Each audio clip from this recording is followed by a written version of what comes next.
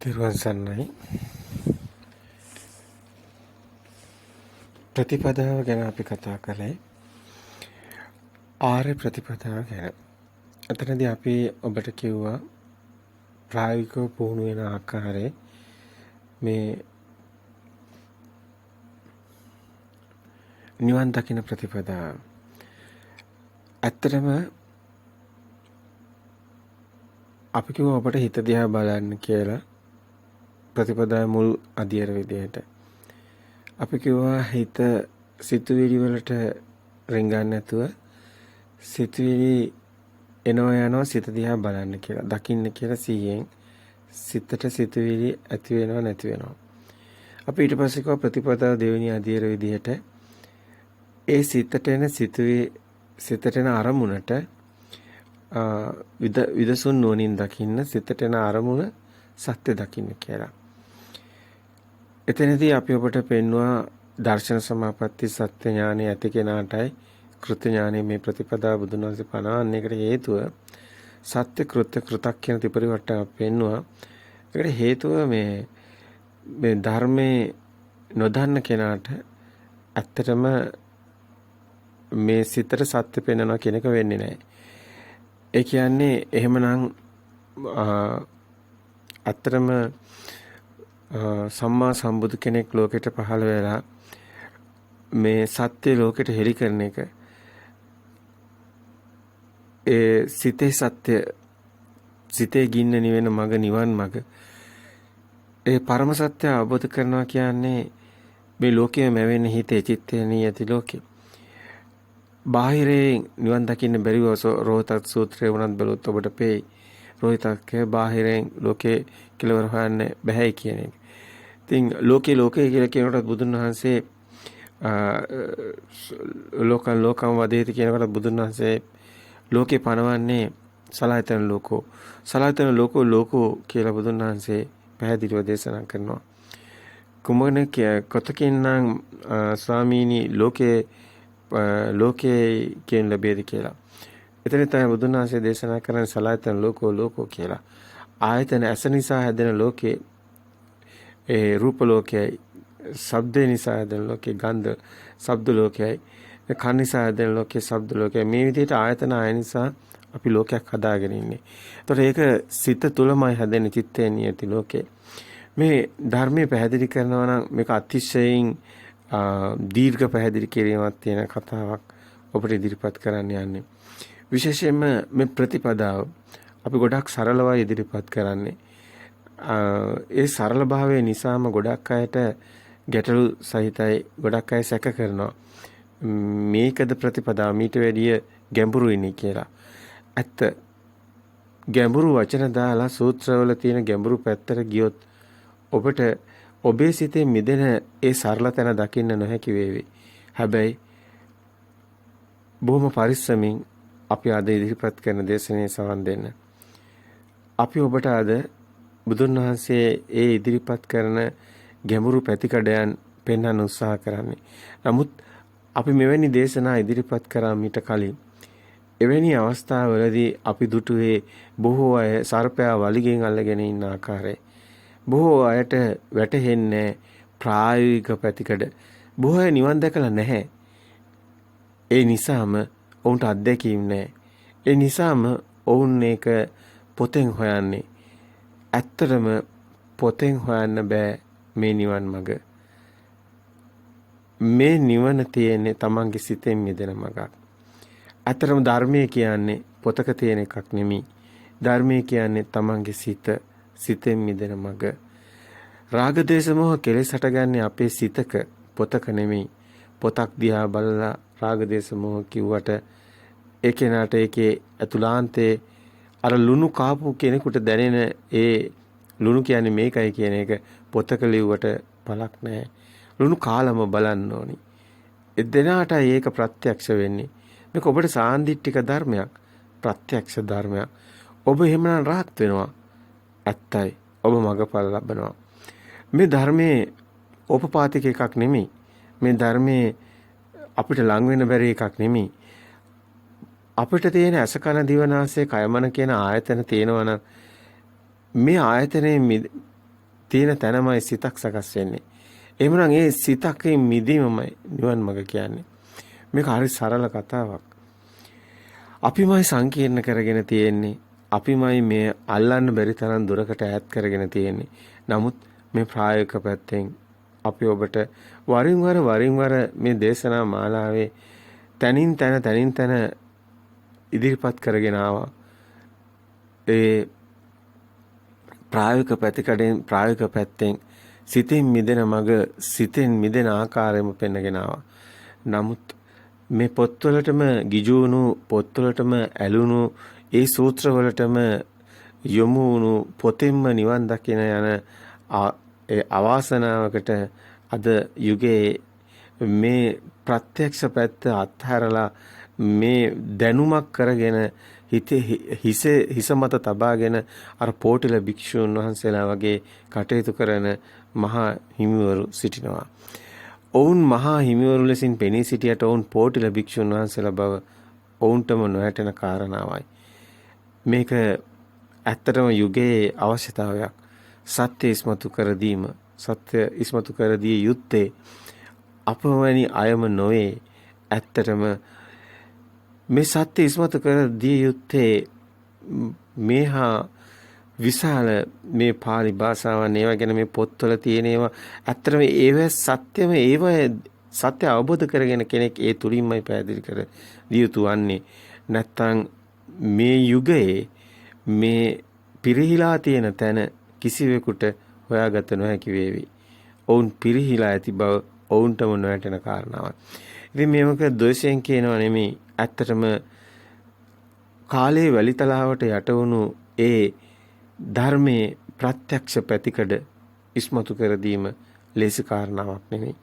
සියවස් ගණනාවක් මේ ධර්මයේ ඉස්මතු නොවුණු කාලයන් ගෙවිලා ගිහිල්ලා අද විවිධාකාර විදිහට එක දේවල් මේ ධර්මයට ආනි සූත්‍රය වගේ එල්ලලා අද බොහෝ අය ධර්මයක නිසා නොදන්න කාරණාවයි.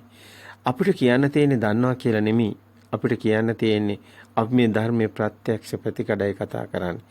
අපිට මේ ධර්මයේ ප්‍රත්‍යක්ෂයි. අපි ඒක නිතරම කිව්වා. අපි මේ ධර්මය අවබෝධ කළා කියලා. අපි එකෙන් කිව්වේ නෑ මුකුත් ඔබට විශේෂ ලොකු දේවල්. අපි බොහොම නිහතමානීව ඕනම කෙනෙකුට මේ දේ අහලා Tamanට පුළුවන් මේ ධර්මයේ මේ යමක් තේරුම් අරගෙන ඒ සත්‍ය පැතිකඩ කතා කරන්න. අපි ඉදිරිපත් කිරීම මාලාවේ විශේෂයම තමයි ඇත්තටම කියනවා නම් මේ සියල්ලම පේනවනේ මේ හිතනවා කියන මායිමට එන එක. එහෙම නැත්තම් බාහිරින් මිදිලා සිත දැකලා සිතිනුත් මිදිලා ඒ ශුන්‍යතාවයට එහෙම නැත්තම් චේතු විමුක්තියටපත් වෙන එක. ඒ ශුන්‍යතාවය තුළ කෙලෙස් ඡය වෙනවා. ආස්වක්ඛ්‍ය ඥාණයට එනවා. ඒ කෙලෙස් ඡය වෙන තැන Tamanට ටිකෙන් ටික ප්‍රත්‍යක්ෂතාවයක් තියෙනවා. ඒ ප්‍රත්‍යක්ෂතාවය තුළ ඥාන තියෙනවා. විඥාන කියන මේ සිතට ගෝචර නොවන තැනක ඒ අභිඥා ඥාන කියන මට්ටම පිහිටලා තියෙනවා. ඉතින් Tamanටම මේක දැනෙන කතාවක්. Tamanගේ සිතට එන අරමුණු දිහා බලන්න. සිත දිහා බලන්න. සිතට එන අරමුණු වලට Taman ඇලෙනවා කියන්නේ Taman ඉන්නේ ඇත්තටම බාහිර ලෝකයේ ඇත්ත වෙලා. ඒතකොට විනීය ලෝකයේ අවිද්‍යාව දෝමනස්සානං කියන තැනට යන්නේ නැහැ. ඒකයි විශේෂය. සතර සතිපට්ඨානේ ඔබ දන්නවා බුදුන් වහන්සේ දේශනා කරන්නේ මේ සසර දුකින් මිදෙන මඟ ප්‍රතිපදාව පුරණ අයෙකුට හම්බෙන මාණික්කය තමයි සතර සතිපට්ඨානය. සතර සතිපට්ඨානය තුළ ඔබට දකින්න ලැබෙන අතරම බුදුන් වහන්සේ දේශනා කරන කායේ කායානුපස්සී විහෙරති ආතාපි සම්පජානෝ සතිමා විනී ලෝකේ අවිද්‍යාව දෝමනස්සාන කියන එක ඔබට නුවණින් දකින්න ලැබෙන කාරණාවක්. ඒක කායෙන් කාය මුදව ගන්න වේදනාවෙන් වේදනාව පස්සේ විහෙරති මිදෙන ආකාරයට සිතින් සිත මිදෙන ආකාරයට ධම්මේසු ධම්මානුපස්සී විහෙරති ඒ සියලු ධර්මයන්ගෙන් මිදෙන ආකාරයට ඒ වගේමයි ආතාපි කෙලස් තවන වෙර ඇතුව කෙලස් තැවෙන ආකාරයට ඒ වගේමයි ලෝකේ සත්‍ය නොවන ආකාරයට කොහොමද සතර සතිපට්ඨානේ වඩන්නේ? එහෙමනම් සතර සතිපට්ඨාන යමෙක් එලෙසින් බුදුන් පැවසු අයුරින් වඩයි නම් බුදුන් වහන්සේ අප වෙනව නේද? දින 7ක් ඇතුළත නැතිනම් අවුරුදු 7ක් උපරිම ඇතුළත ඒ කෙනා මගපල ලබනවා. ඒකාන්තයි. බුදුන් වහන්සේ ඒකට අප වෙනවා. දැන් ඔබ බලන්න ඔබ කොච්චර කාලයක් නම් මේ කටයුතු කරනවද?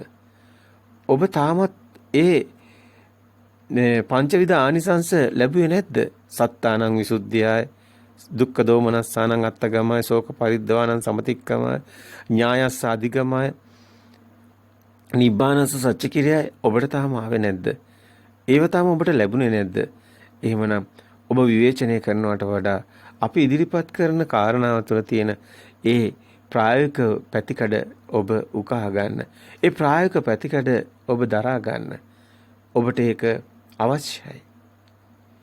අපි අද මේ දේශනේ ඉදිරිපත් කරන්න ඇත්තටම අපි කියන මේ ප්‍රතිපදාව තුළ ඒ හිත දකින්න හිතේ හිත සිතුවිලි සිත දකින්න ඕනි කෙනෙක් සිතේ මිදෙන්න සිතක් තියෙන බව දකින්න ඕනි සිත දකින්න ඕනි සිතේ ස්වභාව දකින්න ඕනි ඒ සිතේ තියෙන ස්වභාව තුළ ඔහුට දකින්න ලැබෙන සිහිය නුවණ යොමු කළොත් ඒ සිතට ඇලෙනවද ගැටෙනවද කියන එක සිත තුළ Tamanට යම් මේක විශාල කටයුත්තක් තියෙනවා.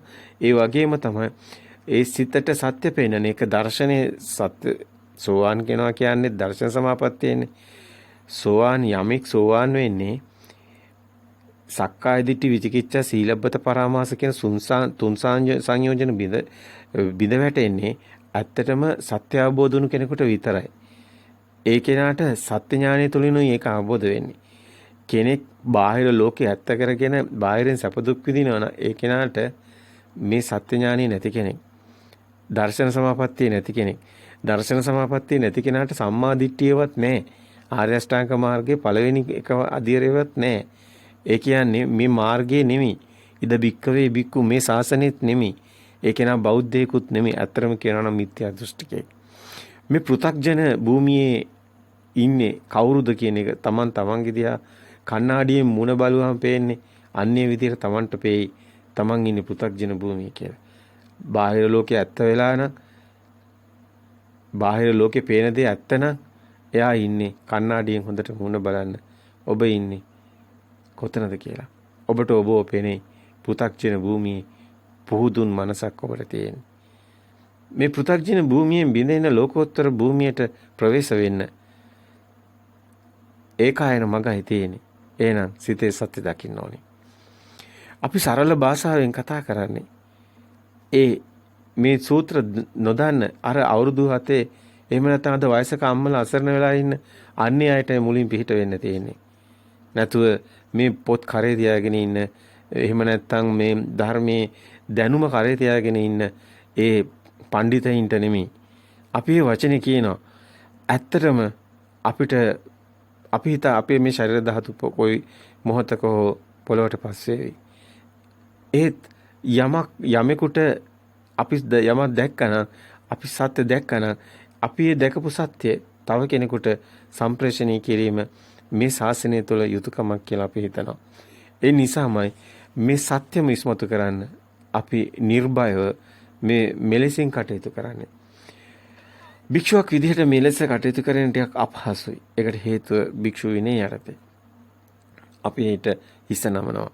අපි ඊට ගරු කරනවා. නමුත් අප තාම පැවිදි වෙලා නැහැ.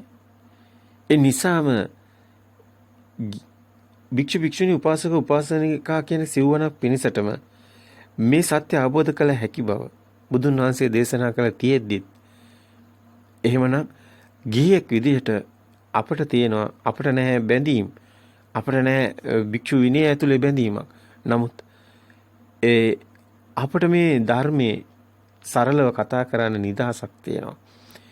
තමන් අවබෝධ කළගත් දේ ප්‍රකාශ කරන්න එදා බුදු සමය තුලත් ඇත්තටම සාරිපුත්ත මහරහතන් වහන්සේ පව සමහරලාට තමන්ගේ ගෝලයෝ රහත් වෙලා හිටි බවක්වත් දැනන් හිටියේ නැහැ. නමුත් බුදුන් වහන්සේ ඒ අසලින් වඩනකොට තවදුරටත් සාරිපුත්ත මහරහතන් වහන්සේ ධර්ම දේශනාවේ යෙදෙනකොට සාරිපුත්තේනි මේ රහත් භාවයේ මේ අය රහත් වෙලා කියන එක ප්‍රකාශ කරා. එතකොට ඇත්තටම සාරිපුත්ත මහරහතන් වහන්සේ පවා තමන්ගේ ගෝලයෙන් රහත් වෙලා ඇති බව වටහා ගත්තේ. ඉතින් තවදුරටත් ඒ අයට මේ දේ ප්‍රකාශ කිරීම ඒ තේරුමක් නැති බවයි ඒ තුලින් බුදුන් වහන්සේ ගම්මෙකුට දක්වන්නේ. ඉතින් මෙවැනි කාරණා අපි කියන්න හේතුවක් තියෙනවා. ඔබට ප්‍රත්‍යක්ෂ වෙන්න ඕනි මේ ධර්මයේ සාන්දිටික Tamanටමයි. ඒක Tamanටයි ප්‍රත්‍යක්ෂ. විශේෂයෙන්ම මේ ආසවක්ඛ්‍යා ඥානය කියන එක ඊටම වැදගත්. චතුප්පත ඥානෙ, පුබ්බේනවාස ඥානෙ, පරිත්‍ත්‍ය විධාන ඥානෙ අපි කියනවා මේ කියන ඥාන, දස ඥාන. අපි මේ කතා කරන මේ ත්‍රිවිද්‍යා කියලා අපි ගමු. තමන්ගේ සිතේ මිදෙන්න අවශ්‍යම කොටස පුබ්බේනවාස ඥානෙ, චතුප්පත ඥානෙ, ආසවක්ඛ්‍යා ඥානෙ. අතර කෙනෙකුට මේ ඥාන හරහා තමයි නිවන සාක්ෂාත් වෙන්නේ. අපි මේක ඇත්තටම අපි මේ ධර්මයේ පෙන්වන පැතිකඩ ඊටාම ඍජුයි, සරලයි. නමුත් මේක ගන්න බොහෝ අය මැලි වෙනවා. ඒකට හේතුව මේ ලියාගෙන තියෙන පොත්පත්. එක පැත්තකින් දහම් පාසල් පොත්පත්, තව පැත්තකින් පිරිවෙන් පොත්පත්. මේ විදිහට විවිධාකාර විදිහට අද ලියාගෙන තියෙනවා. ඒවේ සැඟවිලා තියෙන গুপ্ত සාගත ස්වභාවය නිසා අර සත්‍ය එලිපිට ඉස්මතු නොවීම නිසාම වෙනත් දේවල් වලින් වැහිලා තියෙන නිසාම ඇත්තටම මාණික්කයක් වගේ තියෙන අවශ්‍යම කොටස පේන්නේ නැහැ. ඒ තුලින් ගන්න බෑ. නමුත් කෙනෙකුට මේ මාර්ගයට බැස්සොත්, තමන්ගේ සිත මිදෙන පැත්තට හැරුණොත්, තමන්ගේ සිත දැක්කොත්, සිතට එන අරමුණු දිහා බැලුවොත්, ඒ අරමුණු වලින් මිදි යනවනම්, ඒ සත්‍ය දකින්නවනම්, ඒ එන අරමුණේ සත්‍ය දකින්නවනම් විතරයි මේ නිවන් මාර්ගය යට හම්බ වෙන්නේ. තමන්ගේ සිතට එන අරමුණේ සත්‍ය දකින්න කම්මැලි කෙනෙකුට, අලසයෙකුට ඒක කරන්න හැකියාවකුත් නැහැ. ඒකට මහා වීරියක් ඕනේ. ඒකට මහා ධෛර්යයක් ඕනේ. ඒකට තමන්ගේ සිතට එන සෑම අරමුණක්ම දකින්න සිහියක් ඕනේ. නුවණක් ඕනේ.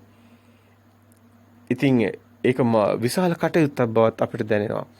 ඒ වගේම තමයි අපි මේ අල්ලගෙන තියෙන නිසා ඒක අපිට අමාරු වෙන්නේ. අපි සම්මුති ප්‍රඥප්තිය වලට යට වෙලා ඉන්නේ. අපිම නොදැනෙන, අපිටම නොදැනි අපි වංචනික ධර්ම වලට හසු වෙලා ඉන්නේ. ඒකයි මෙතන තියෙන ගැටලුව. විශේෂයෙන්ම ඔබ දැක්කොත් මේ ලෝකෙට බිහි වෙන පුංචි දරුවා, ලේ කැටියා, ප්‍රභාස්වරන් සිත. ඒ සිත ඔබ දැක්කොත් ඒ සිතේ නැහැ ඇත්තටම කෙලෙස්.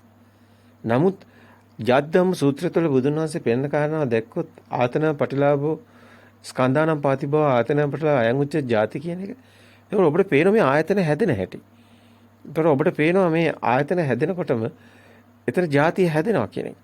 ස්කන්ධය මේකට හේතු වෙන්නේ කියලාත් පේනවා. මේවා නිකන් වචන කිව්වට වැඩක් නැහැ. ස්කන්ධය කියන්නේ වේදනා සංඥා සංකාර. විදීම් හැදෙනින් දැන ගැනීම. ඒතර වේදනා විඳපු හැඩතලේ බාහිර නෙමෙයි මේ ආලෝකයක් ගසත් නිසා එන සෙවණැල්ල වගේ ප්‍රතිබිම්බයක්. ඒක සත්‍යයක් නෙමෙයි.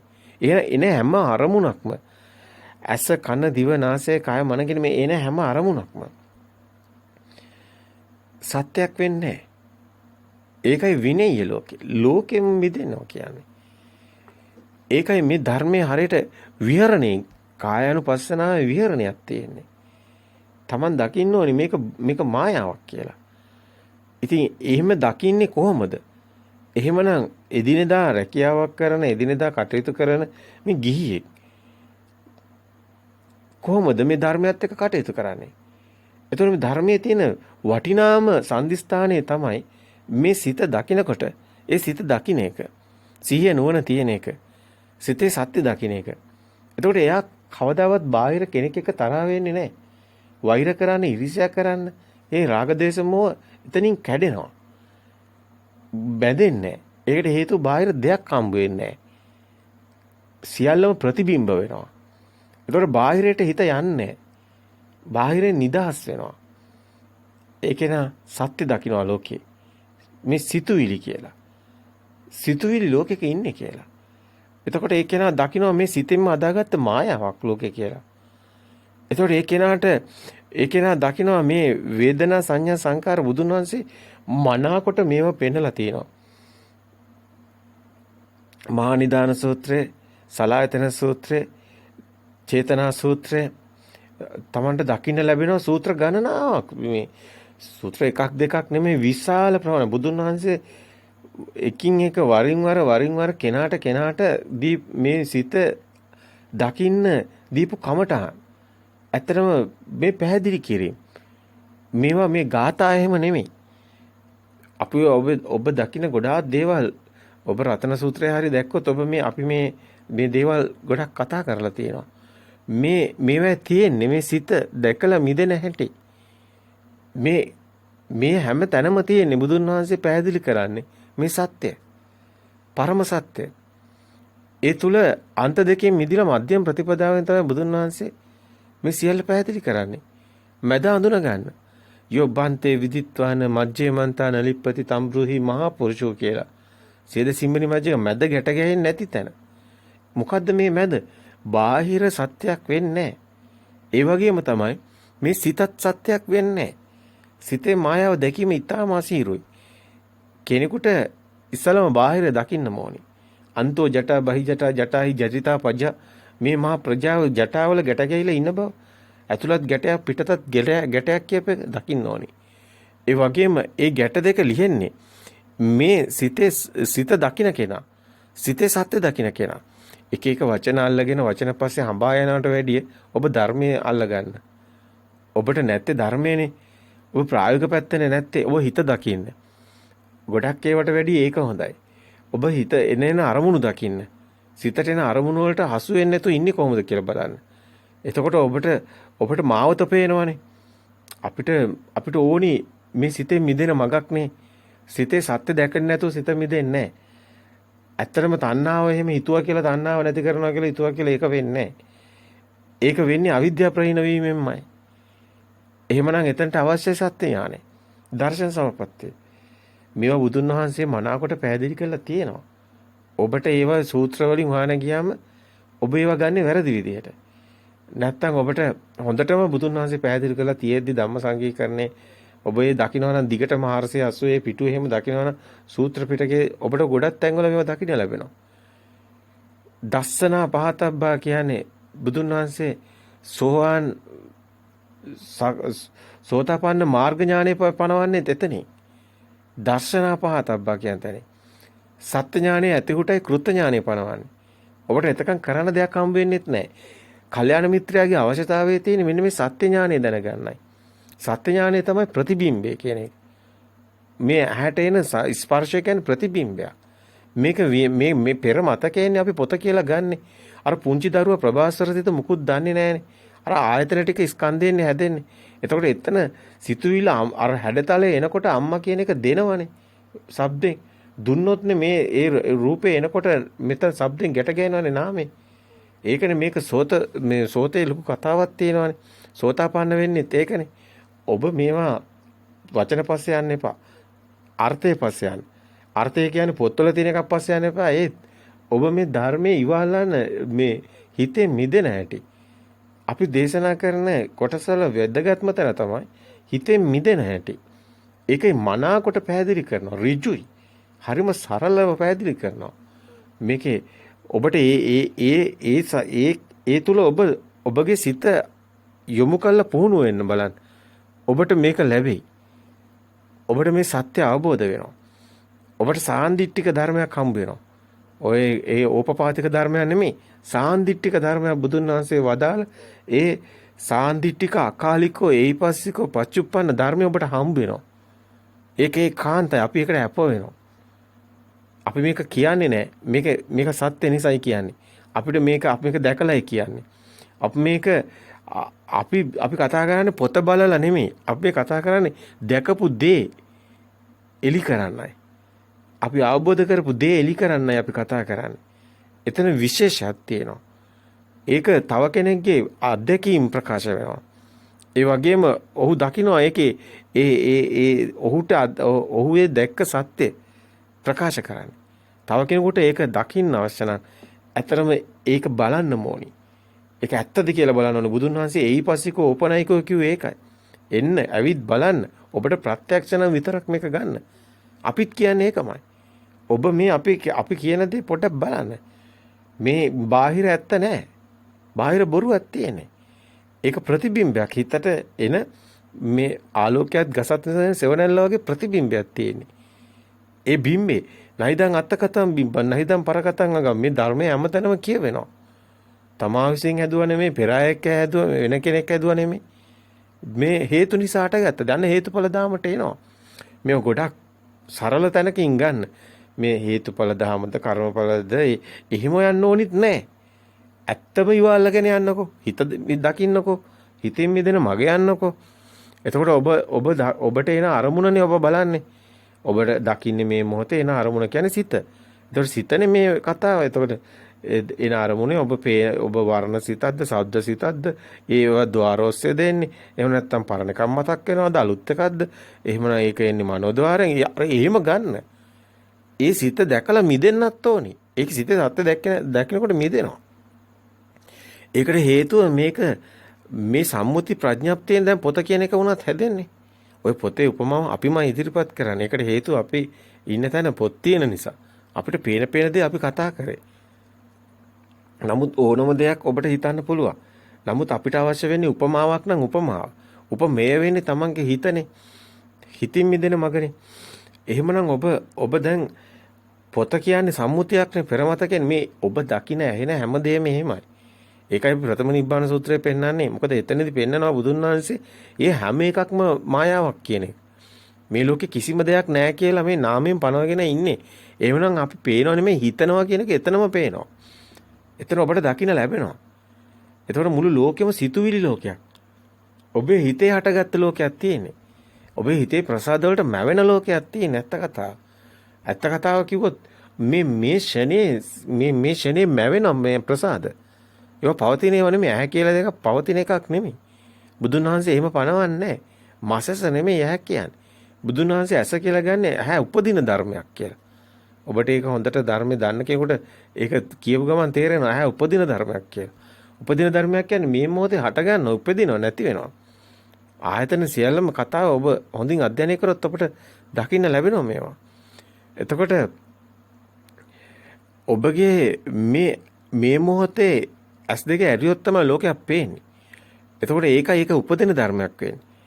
එතකොට ඔබ ප්‍රසාද වෙන්න ඕනි. එතකොට ඔබ මෙතන හේතු නිසා ආලෝකය නැත්තම් හැදෙන්නේ නැහනේ වර්ණයක්. ඒකට බාහිර එනේ හේතු වෙන්නේ.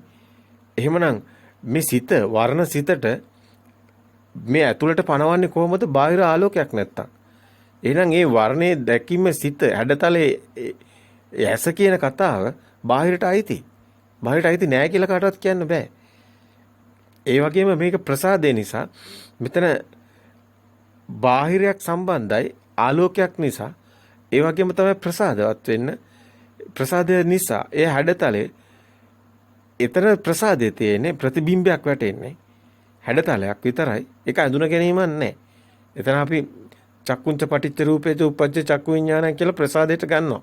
තින්න සංගති පස්සෝ කිය.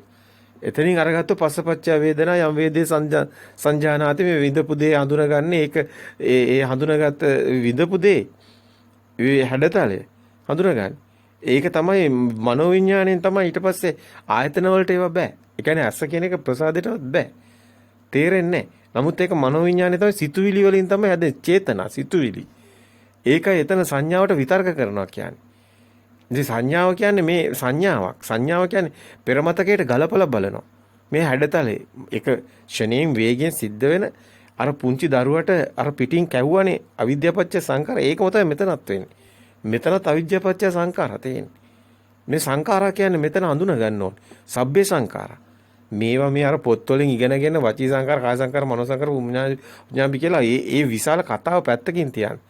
මේ සංකාර හඳුන ගන්න. මෙතන අලුත්ම කෙනෙක් විදිහට මේ ධර්මය අහන්න. මෙතන සංකාරයක් තියෙන්නේ. ඒ කියන්නේ මේ පෙරමතකෙන් ගලපීම තුළ. ඒකයි සබ්බේ සංකාර අනිච්ච. මේක සිතුවිලි අරමුණු ඕන දෙයක් කියන්නේ. සිතුවිලි අරමුණු ඒක තමයි සංකාර. ඒක තමයි අනිච්ච. ඒක තමයි සබ්බේ සංකාර. අනච්ච. යදා පඤ්ඤාය පස්සේදී මේක තමයි නෝනින් දකින්න ඕනි. එහෙනම් ඔබට ධර්මයේ නෝනි මේ ධර්මයෙන් ගන්න. ඔබ එන අරමුණ දකින්න. ඒක පොතක් කිව්වේ පෙරමතකේ. පොතකේ ඒක එන එක කියන්නේ නැහැනේ අරමුණ කියන්නේ නැහැ මම පොතක් කියලා. ඒතර ඒක සිතුවිල්ලකින් හදාගන්නේ. ඒක එතකොට සම්මුති ප්‍රඥප්තිය වලින් තමයි පොත් කියලාව බාහිර නැහැනේ. ගිනි ගත්තොත් මේසේ පුට්ටු ඇඳන් කියලා නැහැ ඔක්කොම ගිනි ගන්නවා. අතරමහා භූතය එතනටනේ වැටෙන්නේ. එතනට ඔබ නිකන් එහෙම සරල ගැළපීමක් කරන්නේ. ඒක 100%ක් හරි නෑ. ඒක තව ඇතුළට යන්න ඕනේ. ඒක එතකොට ඔබට දැනෙනවා ඒක ඇතුලේ මේ කතාව ඇතුලේ ඔබට මේ කියන ඒවා එකක්වත් 100%ක් හරියන්නේ නැහැ. මොකද හේතුව සේරම අවසානයේ එන්නේ ශුන්‍යතාවයටයි. එතනට එකපාරට යන්න බෑ. ඒක නිසා තමයි මේ අධීර වශයෙන් පෙන්වන්නේ. දැන් අපි ප්‍රතිපදාව පනවන කොටත් පෙන්වන කොටත් අපි වෙන්නේ හිත දකින්න. අපි ආපු මාර්ගය අපි වෙන්නේ. අපි හිත දිහා හොඳ සීනුවෙන් දකින්න නැතුව ඒක එන්නේ නැහැ. ඇයි එනේන අරමුණ දකින්න 100ක් තියෙන්න එපා. ඒක නැත්තම් එන්නේ නැහැ. ඒක සමතයෙන් හරි ඔය මුකුත් අපි ගලපා මෙතන ගන්නෙ නැහැ. මෙතන ධර්මයේ මාර්ගය විතරයි පෙන්වන්නේ. එහෙමනම් ඔබ ඒක දකින්න ඕනේ හිතමයි. සිහියෙන් ඕනේ ඒක දකින්න ඕනේ හිත. මේ හිත සිතුවිලි එනවා දකින්න ඕනේ. එනකොට ඒ සිත දකින්නත් ඕනේ. ඒ වේගය ඔබ අල්ල ගන්න ඕනේ. මනසින්. ඒකයි මෙතන මහා වීරයක් මෙතන තියෙනවා. මෙතන මේ ඕනකම වීරිය කැපවීම මේ ආරෂ්ඨාංග මාර්ගෙම තියෙනවා මෙතන. මෙතන තියෙනවා සම්මා සංකප්ප, සම්මා වායාම, සම්මා මේකේ ඔක්කොම එකතු වෙලා ඉන්නේ මේ ගමන. මේවා එක එක විදිහට දැන් මේ ඒවා අපි කතා නොකරමු. අපි මේ අවශ්‍ය කරන ටික කතා කරමු. එතකොට ඔබ අරමුණ දකින්න. එතකොට අරමුණේ සත්‍ය දකින්න. නැහිදන් අත්ත කතම් බිම්බන් නැහිදන් පර කතා මේක තමන් හැදුවත් නෙමෙයි වෙන කෙනෙක් හැදුවත් නෙමෙයි හේතු නිසා අටගත්ත දෙයක්. හේතුන් පටිච්ච සම්භූතා හේතු නිරුද්ධා නිරුද්ධති. හේතු භංගා නිරුද්ධති. මේක එතනටනේ එන්නේ. ඒතකොට හේතු නිසා හටගත්ත ධර්මයක් මේ තියෙන්නේ. සකස් වුණු එකක්. ඒක හේතුඵල ධමයක් වෙන්නේ ඒකයි. ඉතින් ඒකම තමයි එන්නේ පටිච්ච සම්පදායේ එකම කතාව වෙන්නේ. පටිච්ච කියන්නේ මේක ගැට ගැහෙන එකක් නෙන්නේ එකම කතාව වෙන්නේ එතනට. මේක අන්තෝ ජට බහි ජට බාහිර තියෙන්නේ කියලා ගැට ගැහුවට මේක ඒක හිතේ හැදෙන්නේ.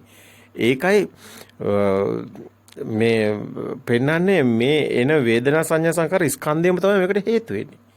ඒ ස්කන්ධයම තමයි එතකොට මේ වේදනා සංඥා සංකාර එකතු වීම තමයි එතකොට සංකාර. අයි වේදනාවේ ඉන්නේ මේ හැඩතලේනේ මුලින් විඳින්නේ. විඳිනවා කියලා මේ සැප දුක් නෙමෙයි හැඩතලේ. ඒ විඳීම තමයි ඒ හැඩතලේ තමයි ඊට පස්සේ ඒක පෙරමතකයට ගැලපීම තමයි යම් වේදේති තං සංජානාති. ඒක හඳුනගෙන ඒක තමයි යම් සංජානත්තම් විතක්කේති. ඒ සංඥාව මේක හැඩතලයට එන සංඥාව පෙරමතකයෙන් ගැලපෙන එක.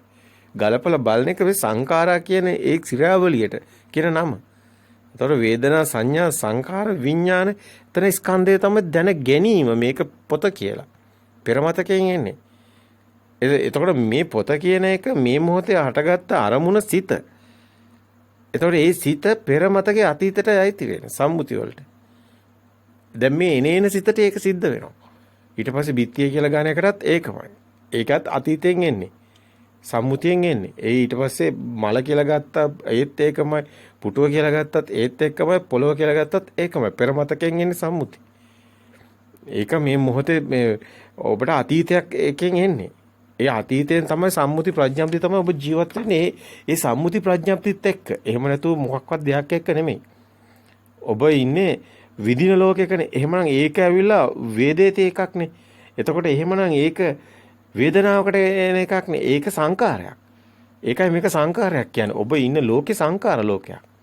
ඒකයි සබ්බේ සංකාර. මේ හැමතැනම සංකාර පෙන්නන්නේ. ඒකයි මේක මේ අනිච්චවත සංකාර. උප්පාදවය ධම්මිනෝ. උපජ්ජිත්වා නිරුද්ධಂತಿ. මේක මේ මොහොතේ උප්පාදවය ධම්මිනෝ. ඒ හට ගන්න දේ හේතු නිසා හට ගන්න දේ එතන නැති වෙනවා. උපජ්ජිත්වා නිරුද්ධಂತಿ එතනම නැති වෙනවා මේක. ඒක පවතින්නේ නැහැ. කිසිම තැනක පැවැත්මක් නැහැ. මේක අනිත්‍ය කියන්නේ ඕකටයි. මේක පවතින්නේ නැති නිසා. ඒක එතනම නැති වෙනවා. හේතු නිසානේ හටගන්නේ. හේතු නැති වෙනවද? හේතු නිසා හට ගන්නවා කියන්නේ දැන් ඇස මෙතන චක්කුම් පටිච්ච රූපේස උපත් චක්කුයන් චින්තන සංගත ප්‍රතිබිම්බේ ප්‍රසාදේ වෙනකොටම ඒක නැති වෙලා ඉවරයි. ඊගා ප්‍රසාදේ වෙලා ඉවරයි. ඇයි හේතුව? ප්‍රසාදේ කියන්නේ පවතින එකක් නෙමෙයි. ඔබ ආලෝකයට කණ්ණාඩියක් ඇල්ලුවාම ඒක දිලිසෙන්නේ ඒක පවතින එකක් නෙමෙයි. මේ හට ගන්න මේ නැති වෙනවා. ඇති වෙවි නැති වෙන ප්‍රසාදයක් තියෙයි. ඉතින් ඒකයි එතනින් ආයි මනෝවිඤ්ඤාණයට එනකොට එළියට නෙමෙයි එළිය දෙයක් නැහැ. ඒකේ තියෙන පෙරමතකේ සම්මුතියක් විතරයි. ඒක විදීමක් තියෙන. ඒක එහෙම ඔබ ওই වචන වලට කොටු වුණාම විදීමක ඔබ හිතන්නේ සැප දුක. එහෙම කතාවක් නෙමෙයි. මේකේ තියෙන හැඩතලයක්. හැඩතලයක් හඳුනා ගැනීමක් තමයි සිද්ධ වෙන්නේ. ඒක තමයි ස්කන්ධයේ කතාව තියෙන්නේ. ඒ ස්කන්ධානම් පාතිභාවයේ ආයතනයේ ඇස කියන එක හැදෙන්නේ ඒ ස්කන්ධය නිසා කියන්නේ ඒකයි. ඒ නිසා බාහිර දෙයක් තියෙනවා කියලා ගත්තොත් තමයි එයාට කර්මය සකස් වෙන්නේ. ඒතර කර්මයක් පනවන්න බෑ නැත්තම්. එතකොට එහෙම වුණොත් තමයි එයා යම් වේදේ සංජානන තව විතක්කේ විතක්කේතම් ප්‍රපංචේතම් ප්‍රපංචේතම් ප්‍රජානාති දැනගැනීමක් සත්‍ය දැනගත්තොත් යථාභූත ඥානයවත් විතරයි ප්‍රජානාති. නැත්තම් විජානාති බාහිරින් එක අල්ල ගන්නවා රූපේ. එතකොට බාහිරින් අල්ල ගන්න. ඒතර උපාදාය හිතේ හදාගත්ත රූපයක් තමයි බාහිර තියෙනවා කියලා හිතන්නේ. ඉතින් අම්මා අනංගි අක්කා නාමල්ලි ඔක්කොම ඇවිල්ලා සම්මුති. ඒව බාහිර හැඩතලයකට ගැට ගන්නවා. ගැට ගහලා ඒකෙන් සැප දුක් වෙනවා කියලා හිතනවා. එතනින් තමයි මෙයා මේ භවයක් හදාගෙන ශෝක පරිදේවට එන්න හේතු වෙන්නේ. ඉතින් එතනින් තමයි මේක උපාදාන කරගන්න ස්කන්ධය. එතකොට එතනින් තමයි ඔබ වේදනාව විඳපු දේ තමයි එතකොට මේ හේතු වෙන්නේ. බාහිර දෙයක් හටගත්තොත් තමයි ජාති භවයක් හටගත්තොත් ජාතියක් හටගන්නේ. උපත මරණයක් එතනමයි හටගන්නේ. වෙන උපත මරණයක් නැහැ. ඒ සියල්ලම මේ මොහොතේ විඥානය දැන ගැනීම. යමක්ද වෙන්නේ එක විඥානය දැන ගැනීම. අරමුණක් වෙනවා. එතකොට ඕකත් පෙරමතකයේ අතීතයේ දීපු සංඥාවක් තමයි මරණයක් කියන එක. ඒක මේ ශරීරය පොළොවට පස් වෙන එක ඒක දීපු සිතුවිල්ල. ඒක මේ මොහොතේ හිතුවොත් ඒක මේ මොහොත සිතුවිල්ලක් වෙනවා. නැත්තම් මේ මොහොතේ එහෙම එකක් නැහැ. මේ මොහොතේ සිද්ධ වෙන්නේ මේ සිත අටගෙන නිරුද්ධ වෙන එක. ඒකත් සිතක් පමණයි. මනෝවිඥාණයෙන් එන්නේ මරණය කියන එක. එහෙම එකක් නැහැ. මේක මේ මොහොතේ අටගෙන අරද්දර ක්ෂණික දෙයක් තියෙන්නේ. උපාදවය ධම්මිනෝ තියෙන්නේ. පජිත්ව නිරුද්ධාන්ති ඒක දකින්න කෙනා තේසං උපසමසුක එච්චරයි වෙන කතාවක් නැහැ. වෙන ඔබට වෙන කතාවක් නැහැ කියලා හිතන වෙන කතාවක් නැහැ. ඔය මරණේ ඒවා ඉපදෙන ඒවා ඔය කතාව මුකුත් නැහැ මේකේ. ඔච්චරයි වෙන්නේ. ඔක සබහාදාම සිද්ධියක්. දැන් උතන බාහිරයක් ඇත්ත වෙලත් නැහැ. බාහිර බොරුව මායාව අපි මේක ඇත්ත කරගෙන ඉන්නවා. දැන් ගහට එහෙම ඇත්ත වෙලා නැහනේ. ගහට එහෙම මේ ගහ මරණයක් පනවන්නේ නැහැ. පොතක් පනවන්නේ නැහැ. ආත්මයක් පනවන්නේ නැහැ. කතාවකුත් නැහැ. දැන් මේක අල්ලගත්ත නිසා කතා ගොඩාක් කියනවා. ඒ තමයි මම ඒසෝ අවස් මේසෝ අතයි අතර දෙයක් තිබ්බොත් මෙතන මම දකින කෙනෙක් ඉන්නවා. අන්න කෙනා හැදෙනවා. ඉතින් මෙතන භාෂාවක් හැදෙනවා. ප්‍රථම පුරුෂ, උත්තම පුරුෂ, මධ්‍යම පුරුෂ හැදෙනවා. මේ කතා ඔක්කොම මේක වටේ කරකෙන්නේ. මේ කියන කතාව සේරම එක ගුලියක් වටේ කරකෙන්නේ. දැන් මේක දැන් මේක හරි සරලයි නේද දැන් කියපු ටික. දැන් ඉනේන සිත දකින්නකොට මේක නේද මිදෙන්නේ. ඇයි ඇත්ත දකින්න කියන්නේ මොකද්ද? ඒ හදාගන්න එක සිතුවිල්ලක් කියලා දකිනවා. එතකොට ඒක බාහිර නෙමෙයි කියලා දකිනවා. පේනව නෙමෙයි හිතනවා කියලා දකිනවා. ඇහෙනව නෙමෙයි හිතනවා කියලා දකිනවා. ඒතකොට සිතුවිලි දකින්නේ. ඒ චිත්තේන නියති ලෝකෙට එනවා. එතකොට චිත්තේ නියති ලෝකේ කියන්නේ හිතේ හැදෙන ලෝකේ ඉන්නේ. එතකොට ඒකත් බොරුවක් වෙනවා. ඒක පෙරමතකයෙන් අතීතයෙන් ආව නිසා වර්තමානයේ පණවන්න බෑ. ඒක තමයි බද්ධේකරත්න සූත්‍රයේ ඒ පෙන්නන්නේ අවසානයේ එතන හුදකලාවක් එන්නේ. ඒ කියන්නේ හිස්කම එන තැන තමයි එතන. ඒ කියන්නේ ඒ සිත මිදලා අර සිත එනවා. ඒකත් අතීත ඔක්කොම එන්නේ. අපි අතීතේ තමයි ජීවත් වෙන්නේ. ඒකයි මලොංගේ ලෝකේ ජීවත් වෙනවා. ඇත්තම කතාව අපි අතීතයක් තුල ඉන්නේ. අපිට වර්තමානයක් හම්බ වෙලා නැහැ. හම්බ වෙන්නෙත් නැහැ. ඔබ ඉන්න මායාව ඒ තරම් ගැඹුරුයි. අතීතයක ඔබ ජීවත් වෙන බව ඔබ දන්නවද? ඔබට වර්තමානයක් හම්බ වෙන්නේ නැහැ කියලා ඔබ දන්නවද?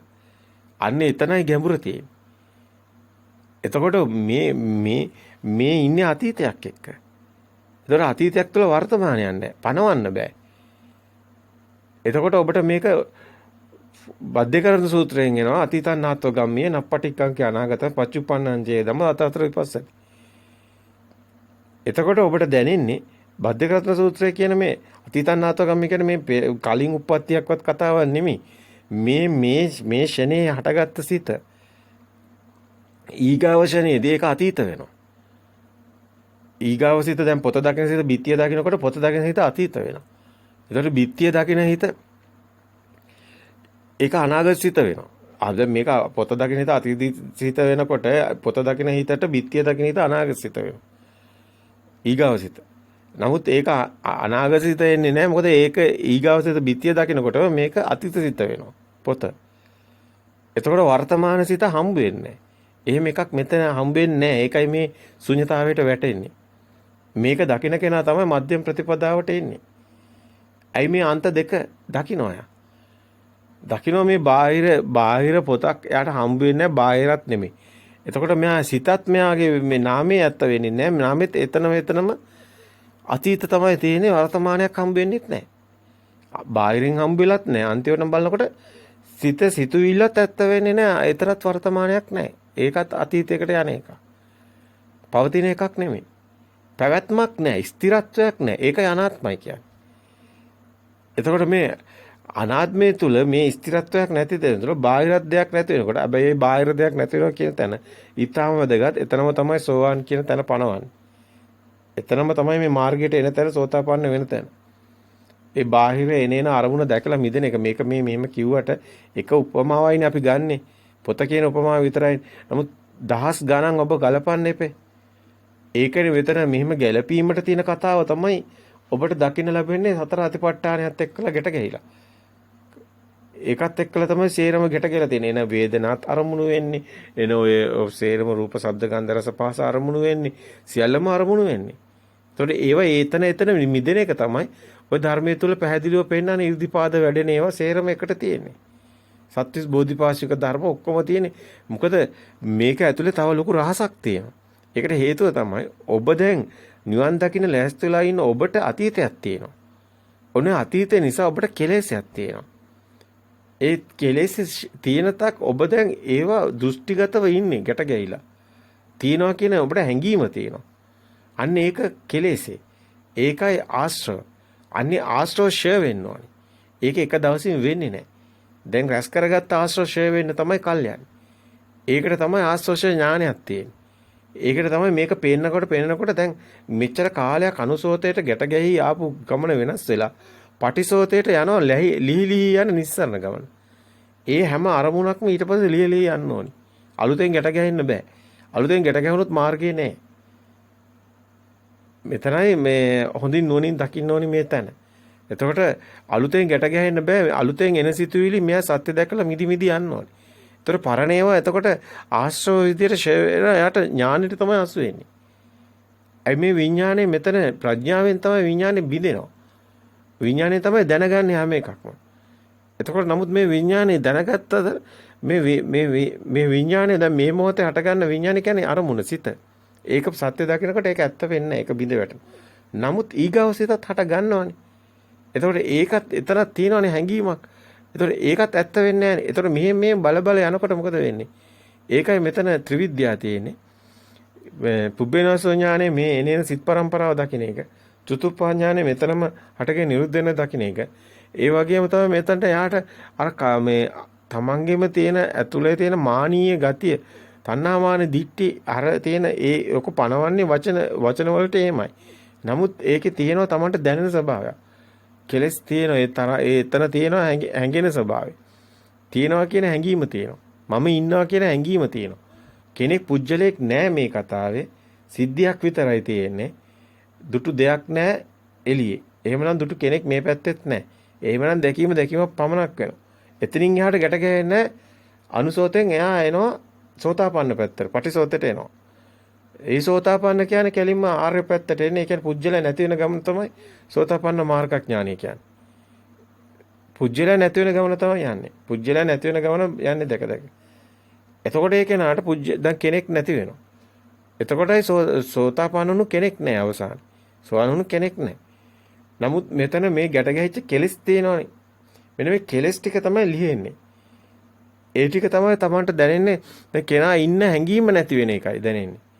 ඒකයි මෙතන කාමරාග පටික මාන උද්දච්ච අවිජ්ජා කියන්නේ. මාන උද්දච්ච අවිජ්ජා කියන්නේ මේ Taman ඉන්න ගතිය දැනෙන එක නැති වෙනගේ යනවා ටික ටික. ඒකයි නිබ්බිදන්ති විරාගන්ති නිරෝධාන්ති පටිනිස්සග්ගානුපස්සී කියලා පෙන්වන්නේ. දැන් ඔබට තියෙන ගැටලු අපි දන්නවා. ඔබට තියෙන ගැටලු තමයි ආනාපානසති සූත්‍රය. එතකොට ආනාපාන භාවනාව. එතකොට මේව ගැන ඔබට ලොකු කතා තියෙනවා. එකින් එක ඕන ලියලා දෙන්න පුළුවන්. ඇත්තටම එකින් එක ඔබට ලියා ගන්න පුළුවන් මේ ධර්මයේ දකිනකොට ඔබම ලියා ගන්නවා. අපිට කරන් දෙයක් ඉතුරු වෙන්නේ නැහැ. නමුත් ඔබට පහසුවක් වෙන්න ඔබට ඔබගේ ස්වභාවයට පැහැදිලි කරන්න පුළුවන්. ඒකයි මේවා ඔක්කොම කලබල කලතල අර මඩේ අර පිරිසුදු වලට පොකුණ අඩිය පේන ගතිය නැති කළා ඔබ මේ සේරම විනාශ කරන්න යන්න එපා. ඇයි එහෙම කිව්වේ? ආනාපාන භාවනාව කියන්නේ මොකද්ද? ආනාපාන සතිය වඩනවා කියන්නේ මොකද්ද? විදර්ශනා කියන්නේ මොකද්ද? වෙනින් ඒ මහායානවල කරන භාවනාව මොකද්ද? තේරවාදී මේ භාවනා ක්‍රම ටික මොනවද? මොනවද නිවන් දකින්න එතකොට හරියටම වෙන්න ඕන ටික. ඒතර මෙන්න මේවා ලොකු අවුලක ඉන්නේ පැටලිලා මඩ මේ අර වතුලේ තියෙන ඔක්කොම ටික කුණු ටික කැලැත්තිලා පොකුණේ පිරිසුදු භාවය නැති කරලා තියෙන ඔන්න ඔය කතා නිසා. ඔය ටික ඔක්කොම වෙනම ලියා ගන්න ඕන එකක්. ඕක කතා එකක්වත් වැඩක් වෙන්නේ නැහැ. ඔබට තේරෙන්නේ හිත දැක දැක මෙදි ගියා නම් ඇති. අර ටික ඕන ලියලා දෙන්න. ඒ කියන්නේ මොකද්ද මේ ප්‍රතිපදාව තුළ ඇත්තටම අපිට පෙන්වන්න පුළුවන් සියල්ලම. අපිට පෙන්වන්න පුළුවන් මේ ඔබ ඔය මේ දීර්ඝ කාලයක් තිස්සේ මේවා දැන් පටලවගෙන ඉන්න ටික පැටලුණු තැන් වලින්ම මේ පොත් ටික ලියාගෙන ඉතින් ඒවා එතනින්ම ලියාගෙන යන්න ඕනේ. ඇත්තටම අපිට ඒව වැඩක් නැහැනේ. අපිට ඕනේ නිවන් දකින්න මගනේ. එහෙමනම් මේ සිත දැකලා සිතට එන අරමුණු වලින් මිදෙනවා නම් ඇති. හැබැයි ඉතින් මේ දැන් පටලවගෙන තියෙන ඒවා දිහා බැලුවම නම් ඉතින් ඔක්කොම අපිට කියාගෙන යත හැකි.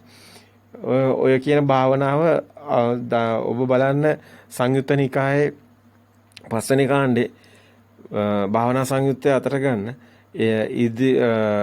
ඉදිපාද සංයුත්තය එතන තියෙනවා. ඒ ඔක්කොම ටික එතන තියෙනවා. ඔබට සේරම ටික දකින්න ලැබෙයි. සූත්‍ර තියෙන ඔබට අධ්‍යයනය කරන්න පුළුවන් විශාල ප්‍රමාණයක් දකින්න ලැබෙයි. ඒව හොඳට ඔබ අධ්‍යයනය කරොත් ඔබට හොඳට පේයි මේ කතාව මොකද්ද කියන එක. ඉතින් එතන ඒ තියෙන දීගංවා මේ කාලේ බ්‍රාහ්මණය කරපුවත් එක්කම තමයි ඉතින් විසදගෙන බුදුන් වහන්සේ ගියේවා තියෙන්නේ. කෙනාට පැහැදිලි කරලා ලියපුවේවා තියෙන්නේ. දීගං වාසසතෝ කියනවා, රස්සං වාසසතෝ කියනවා, දීගලස බාන කියනවා, හෙටස බලන කියනවා, සබ්බකාය පරිසංවේදී කියනවා. ඉතින් ඔබට මේ කියන්නේ රූපයාන්තය දකින්නේ. ඊට පස්සේ ඔබට කියන පීති පරිසංවේදී, සුඛ පරිසංවේදී, චිත්ත සංකාර පරිසංවේදී කියන ඊට පස්සේ ඔබ නාමයාන්තය දකින්නේ. සිත ගැන දකින්නේ. ඔය උග්ඝා නිමිත්ත, පටිඝා නිමිත්ත කියලා තොලාග්‍රේ කියලා අරගෙන ඊට පස්සේ උස්ම දිහා බලලා ඒ බාහිරාන්තය දැකලා ඊට පස්සේ නාමයාන්තේ, රූපයාන්තය දැකලා ඊට පස්සේ චිත්ත පරිසංවේදී කියනවා. අභිප්‍රමෝදං චිත්තං කියනවා. දැන් මෙතනට එනකොට සබ්බකාය පරිසංවේදී කියනකොට බාහිරාන්තයෙන් මිදෙනවා. රූපයාන්තේ.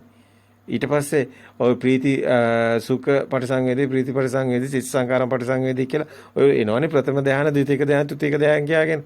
ඊට පස්සේ ඔතනින් එනවනේ ඔබ මේ පස්සම්බන් චිත්ත සංකාරම් කියලාගෙන. එතකොට සබ්බකාය අතර පස්සම්බයං කාය සංකාරං අස්සසිස්සාම සික්කති කියනකොට එතන කාය මේ පැත්තෙන් මිදෙනවා. පස්සම්බයං චිත්ත සංකාරං අස්සසිස්සාම සික්කති කියනකොට ඔබ මේ අර උපාදාය රූපේ නෝවගේ මේ ඔක්කොම එකම කතාව යන්නේ. බාහිර ඇත්ත වෙන්නේ නැහැ. නාමයන්ත වෙනවා. මොකද දැන් හුස්ම එන යන එකත් කොතනද දැනෙන්නේ? විඥාණයටනේ. එහෙනම් විඥාන නම් මේක මනෝ විඥානේ පැත්තටනේ එන්නේ. අර එක ලියාගෙන එන පිළිවෙලක් මේක එක කමඨහනක්. එහෙම නැත්නම් මේ එක උපමාවක් මේ තියෙන්නේ. මේ තියෙන හුස්ම උපමා කරගෙන මේ ධර්මයේ පෙන්වන්නලා තියෙන්නේ. නමුත් ඔබ වෙනින් ඒවා අල්ලගත්තොත් නම් මේක මොකුත් ඔබට ඒ ලියා ගන්න බැරි වෙනවා. සිතෙන් මිදෙන මග තියෙන. මොකද සිත කියන්නේ එතකොට හුස්ම විතරයි ගන්නෙ. එතන ගන්නවා තොලාග්‍රේ හැඩතලයේ විදිහට බාහිරේ කියලා. ඉතින් ඊට පස්සේ ඒක හිතන්නේ විඥාණයෙන්ම. ඊට පස්සේ තමයි ප්‍රීති සුඛ කියලා ඒවා ප්‍රායෝගිකව ඔබ පුහුණු වෙනකොට ඒවා ලියන තැන්. මේක ඊට පස්සේ ඔබ එනවා චිත්ත සංකාරම් පටිසංවේදී කියලා. ඒ හිත පැත්තට එන්නේ. චිත්ත සංකාරම් පරිසංවේදී කියලා හිත පැත්තට එන්නේ. පස්සම්බය චිත්ත සංකාරම් කියනකොට එතනිනුත් මේ බාහිරිනුත් මිදිලා රූපේ පැත්තට ඇවිල්ලා නෑ රූපේනුත් මිදිලා එතකොට ඔබ නාමයේ පැත්තට එන්නේ. මේ බොහොම පරිස්සමින් මෙහෙම වේගෙන් කතා කරාට එහෙම මේ බොහොම සරල එකක් නෙමෙයි. මේ ගොඩක් සංකීර්ණ කතාවක් ලියලා පෙන්නන්න යන්නේ බොහොම කෙටි කාලයක් ඇතුළත. නමුත් මේ දීර්ඝව ඔබට පැහැදිලි කරලා පෙන්වන්න පුළුවන්. චිත්තපටි සංවේදී, අභිප්‍රමෝදම් පටි සංවේදී, සමෝදයන් චිත්තං අස්සසිස්සාම සික්කති පස්ස සික්කති කියලා හුස්ම එන යන හැටි බලලා. ඉතින් මේ අර තියෙන සහැල්ලුව තමයි කාය සහැල්ලුව, චිත්ත සහැල්ලුව තමයි මේ ගන්න ප්‍රීති සුඛ කියලා. ඒකම තමයි ඊට පස්සේ ආයේ හිත පැත්තෙන් කඩලා අරගන්නේ. මේ චිත්තපට සංවේදී කියන තැනින් සිත පැත්තට අරගෙන දැන් එතකොට දැන් ඔබ S2 පියාගෙන ඉන්නේ. හුස්ම දිහානේ බලාගෙන ඉන්නේ. මේ ආනාපානයනේ පෙන්වන්නේ. මේක ආනාපානේ ඔබ හිතන එක නෙමෙයි. මේ පෙන්වන්නේ නාම රූප පරිච්ඡේදයක්. කොහොමද ආනාපානේ නාම රූප පරිච්ඡේදයක් වෙන්නේ? ඒකම තමයි සාමාන්‍ය ජීවිතේ එන අරමුණු දකින විදිහම තමයි. මේක වෙන කිසිම දෙයක් නැහැ. හුස්ම දිහා බැලුවයි කියලා 아무තු දෙයක් නැහැ. හුස්ම දිහා බැලුවයි කියලා සාමාන්‍යයෙන් ඔබට එදිනෙදා වැඩ කරනකොට ඒ ලෝලු කපනකොට එන අරමුණුම තමයි මේ හුස්ම එක අරමුණක් විතරක් කරගෙන තමයි මෙතන තියෙන්නේ. ඒක බුදුන් වහන්සේ එතනින් ඒක පෙන්වන්න පුළුවන්. එතනින් බුදුන් වහන්සේ ඒ නිවන් දැකපු හැටි තමයි පෙන්වන්නේ. නමුත් ඒක මේ වේදේ තුල කරපු ප්‍රාණායාම කියලා බ්‍රාහ්මණයෝ කරගෙන ගිය ඒකෙන්ම තමයි මේ පොට පාදගෙන බුදුන් වහන්සේ නිවන් මඟ හොයාගන්නේ. ඒක නිසා තමයි ඒක මෙතනදී ගොඩක් මේ පෙන්වන්න පුළුවන්කමක් තියෙන්නේ. ඔබට උනම් පුළුවන්. නමුත් දැන් ඉන්න අය නම් මේක කරන්න ගියොත් ගොඩාක් පටලව ගන්න බව අපි දන්නවා. මොකද සතර ඉරියව්වෙන් භාවනාව තියෙනවා.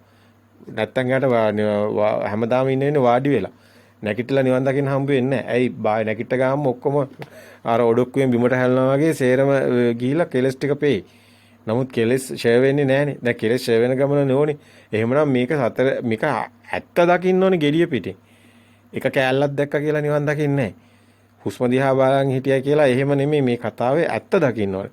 මේ හුස්ම කොහොමද රූපයන්ත වෙන්නේ? කොහොමද නාමයන්ත වෙන්නේ? කොහොමද පච්චේ පරිග්ගා ඥානයක් වෙන්නේ? නාම රූප පරිච්ඡේදයක් කොහොමද වෙන්නේ? එහෙම දකින්න ඕනේ. එතකොට තමයි යාට මේ ලෞකික ධ්‍යාන මොනවද, ලෝකෝත්තර ධ්‍යාන මොනවද ඔක්කොම හොයාගන්න පුළුවන්. එතකොට යාට ඒවා තේරෙනවා. තේරෙනවා මේ සිතුවිල්ලේ තියෙන ලෞකික ධ්‍යාන. එහෙනම් ඒක ලෞකික ධ්‍යානයක් තියෙන්නේ. ඒතර සිතුවිල්ලෙන් නැති පැත්තට එනකොට තමයි ලෝකෝත්තර ධ්‍යාන පැත්තකට එන්නේ. ඒ ලෝකෝත්තර ධ්‍යාන කියලා හම්බ වෙන්නේ සෝවාන් සකදාගාමි අනාගාමි අරහත් තමයි. අනිත්‍ය ඔක්කොම ලෞකික ධ්‍යාන තියෙන. රූප ධ්‍යාන අරූප ධ්‍යාන ඔක්කොම ලෞකික තියෙන. දැන් චිත්ත පටිසංවේදී කියනකොට අපි ගත්තා මේ නාමයේ අන්තේ දැන් විඥාණයට තමයි දැනෙන්නේ හුස්ම තියෙන බව. තොලාග්‍රේ කියන එක දැන් බාහිරේ කියලා මුලින් එමෙ හිතුවට ඒක නෑ. ඒක ඒ චිත්ත පටිසංවේදී කියන්නේ හිතට එන තැන. එතන අභිප්‍රමෝචන චිත්ත කියන්නේ ඒක එතනක් තියෙන අර සුඛේ අර දෙපැත්ත තියෙනවා. එතන සම්මෝධයන් චිත්තං කියලා තියෙනවා. විමෝචන චිත්තං කියලා තියෙන. දැන් හුස්ම නොදැන තැනට එන තැන. දැන් හුස්මනේ ඔය බල ගියේ. දැන් හුස්ම නොදැන තැන තමයි විමෝචන චිත්තං තියෙන්නේ. ඔතනින් එහාට තමයි යාට ශුන්‍යතාවය හම්බ වෙන්නේ. ඒ කියන්නේ නාම රූප පරිච්ඡේදයේ සිද්ධ වෙලාවේ තමයි ශුන්‍යතාවයට එන්නේ. ඔය ආනාපාන සතිය කියලා ඔබට පුළුවන් නම් කරන්න නාම රූප පරිච්ඡේදයක් නැහැ.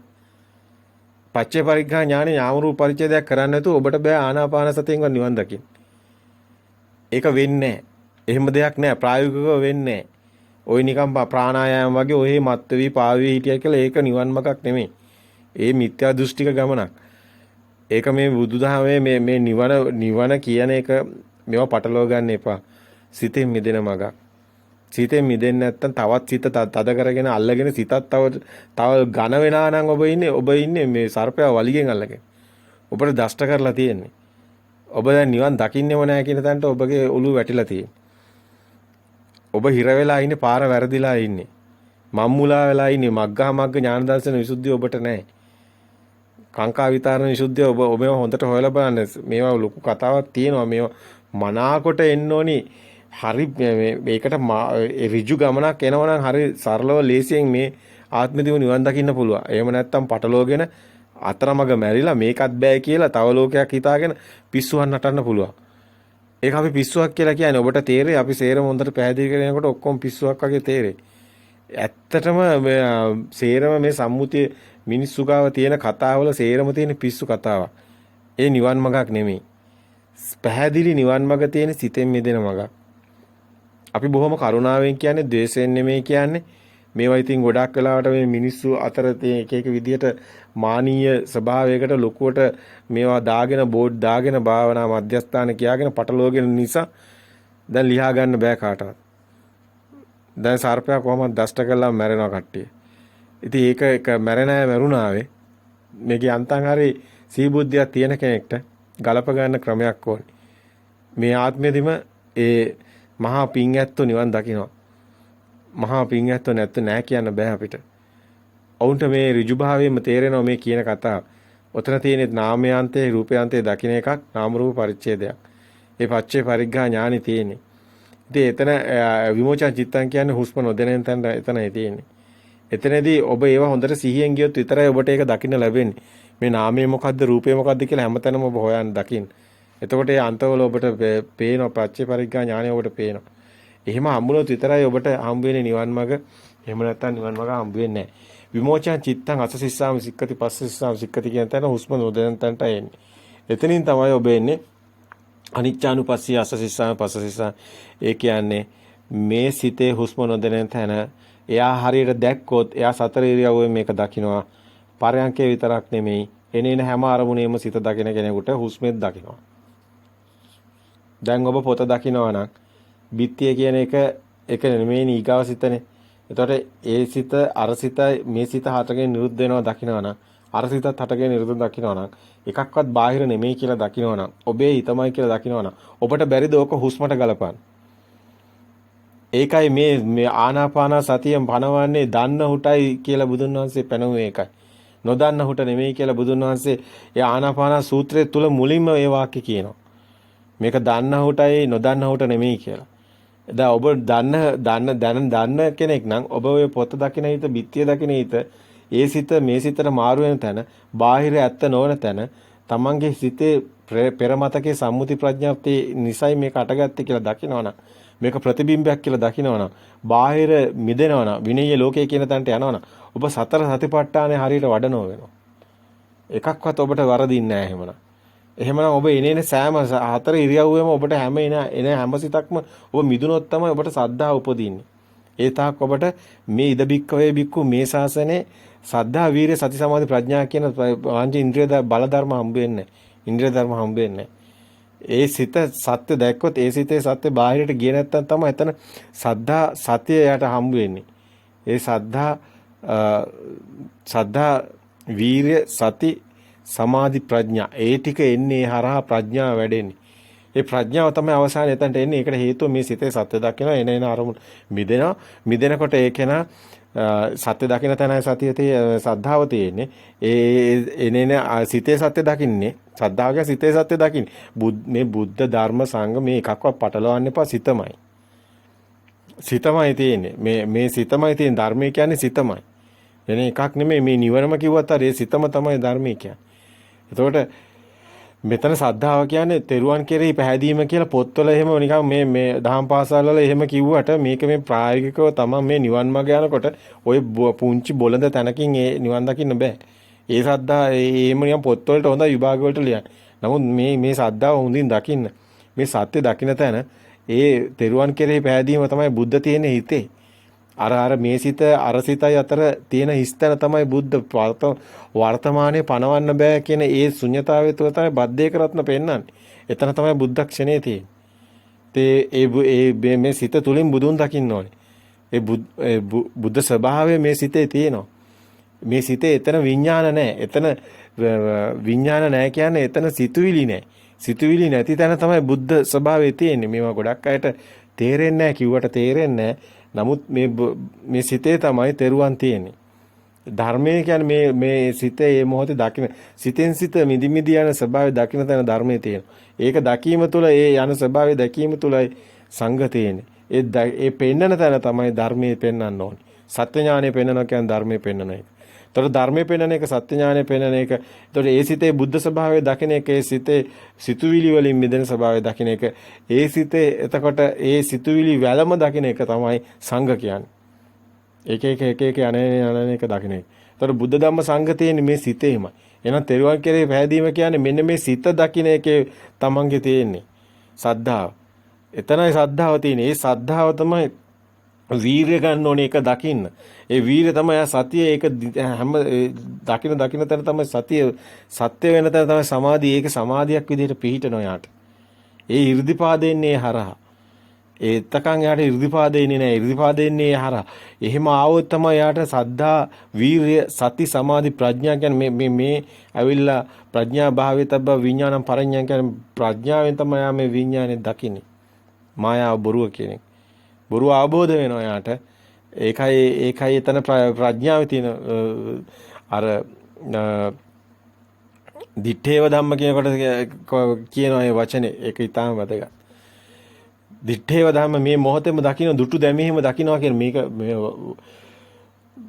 සේරම තියෙනවා මේ ධර්මයේ 84000 තුල ත්‍රිපිටකයේ තුල. නමුත් මේවා හරියට ගලපගෙන නැති ප්‍රශ්නයි තියෙන්නේ.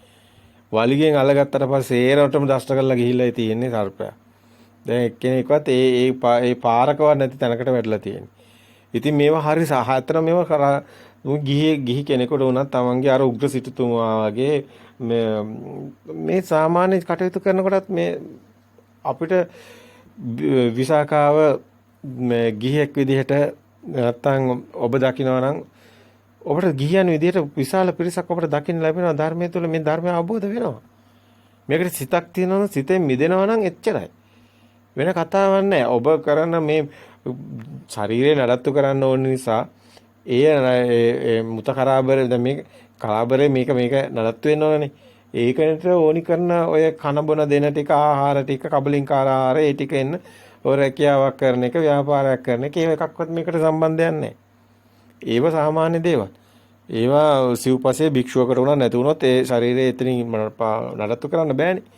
ඒක වෙනම කතාවක්. නමුත් මේ ධර්මයේ වෙනම කතාවක්. මේකෙදි මේ සිවුරු දාගෙනද ගියද පැවිදිද එහෙම නෙමෙයි. තමන්ගේ සිත මිදෙන ගමන යන්නකෝ. ඒකට එනගෙන ඒ කටයුතු ටික කරගෙන යන්නකෝ.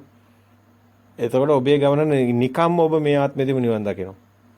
හරිම බරක් නැතුව හරිම සැහැල්ලුවෙන් කිසිම ඔළුවට ලොකු පීඩනයක් මුකුත් නැතුව බොහොම සැහැල්ලු මනසකින් ඒ ශාන්ත ලෝතුරු සෝයත් ඔබට හම්බ වෙනවා.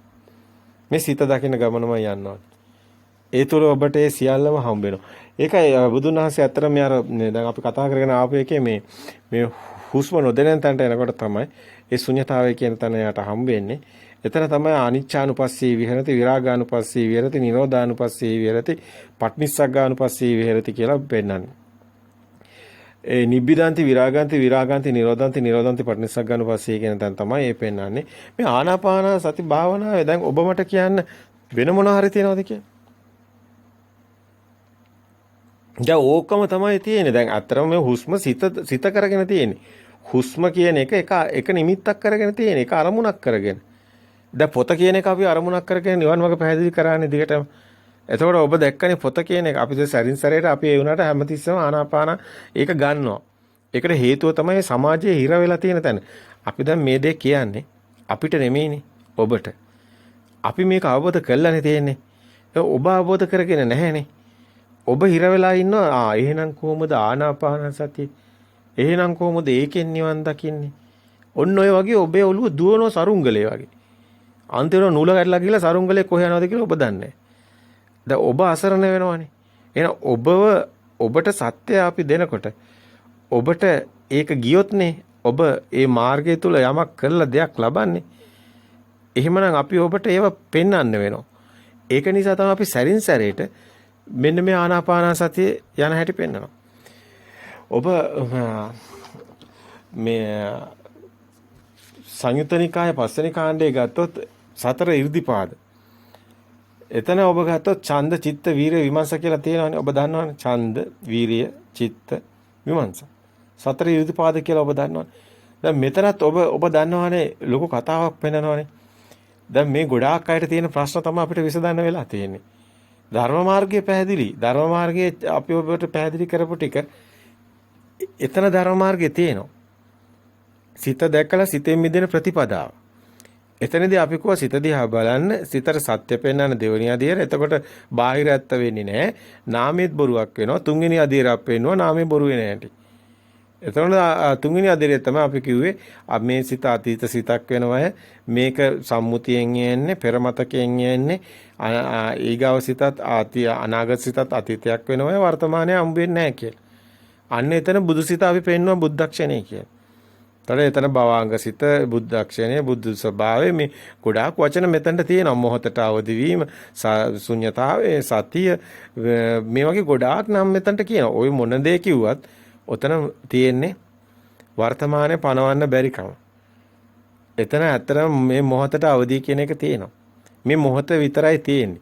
අකාලික කාලයේ සිතුවිල්ලක් වෙනවා. කාලෙත් මේ මොහොතේ සිතුවිල්ලක් වෙනවා. එතන පනවන්න බෑ කිසිම දෙයක්.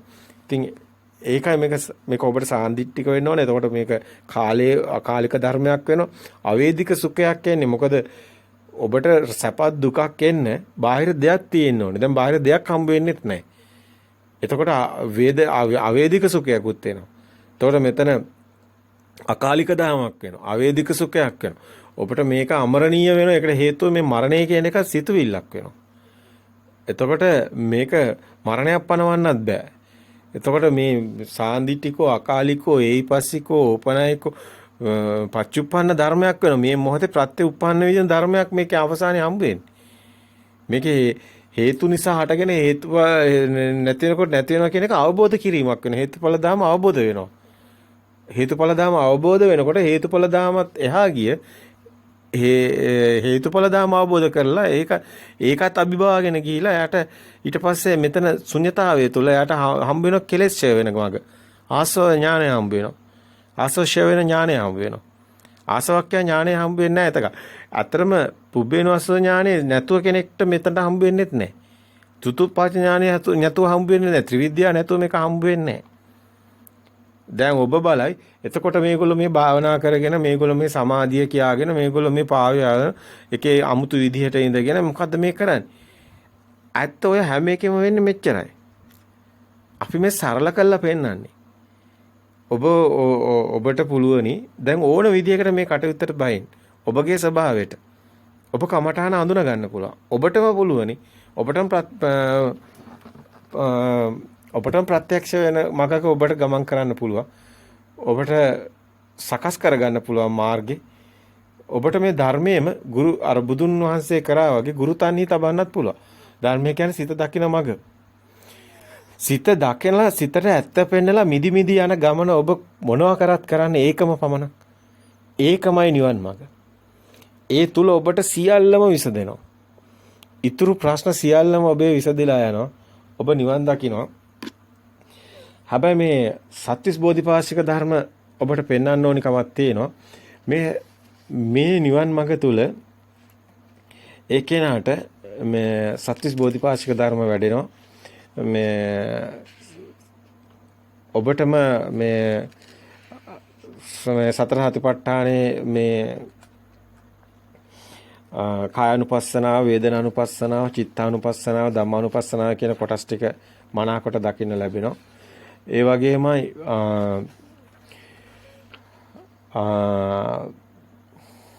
ඔබට මේ අතර මෙතන කායानुපස්සනාව, වේදනානුපස්සනාව, චිත්තානුපස්සනාව, ධම්මානුපස්සනාව කියුවට මෙතන තියෙන්නේ 30 ස්කන්ධයම තමයි.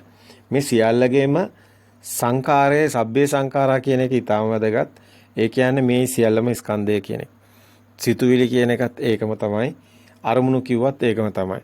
සියලු එනේන හිතට එන අරමුණු දැකලා මිදෙනවා කියන්නේත් සබ්බේ සංඛාරා කියන්නේත් එකම කතාවක් තමයි මේ පෙන්වන්නේ. ඔබට ඒව දකින්න ලැබෙයි. මේ සිතට එන සියලු අරමුණු දැකලා මිදෙන තැන ඔබට මේ